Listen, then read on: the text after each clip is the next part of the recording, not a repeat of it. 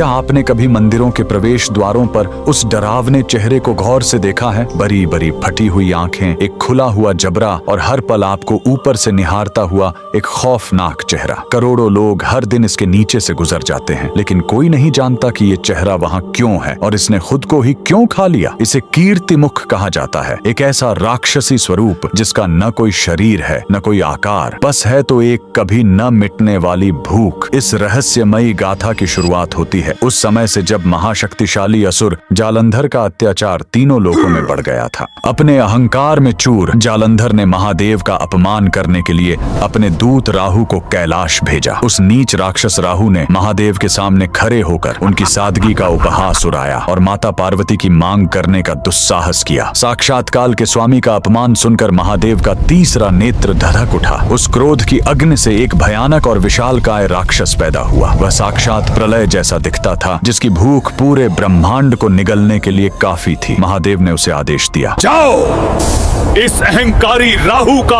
अंत कर दो। जैसे ही वह विनाशकारी राक्षस राहु की ओर झपटा, राहु के प्राण सूख गए। वह समझ गया कि साक्षात मृत्यु उसके सामने खड़ी है। राहु तुरंत महादेव के चरणों में गिर पड़ा और क्षमा की भीख मांगने लगा। करुणा के सागर शिव ने उसे माफ कर दिया, लेकिन अब एक विकट समस्या खड़ी हो गई। वह भूखा राक्षस जो महादेव के क्रोध से जन्मा था, वह तड़प उठा। उसने गरज कर पूछा, प्रभु, आपने इस शत्रु को तो जीवन दान दे दिया, लेकिन मेरी इस राक्षसी भूख का क्या?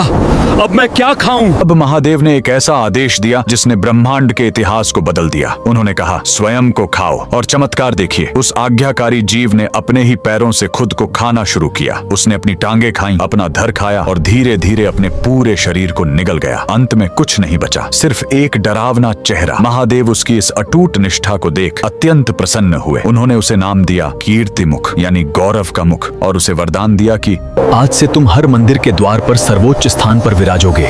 जो भी भक्त मेरा दर्शन करने आएगा, उसे सबसे पहले तुम्हें प्रणाम करना होगा। कीर्तिमुख कोई सजावट नहीं, एक चेतावनी है। महादेव ने उसे द्वार पर इसलिए बिठाया ताकि मंदिर के भीतर कदम रखने से पहले आप अपने अहंकार को वहीं बाहर छोड़ दें। भगवान शिव के इस रहस्यमयी गण के लिए कमेंट में हर हर महादेव जरूर लिखें।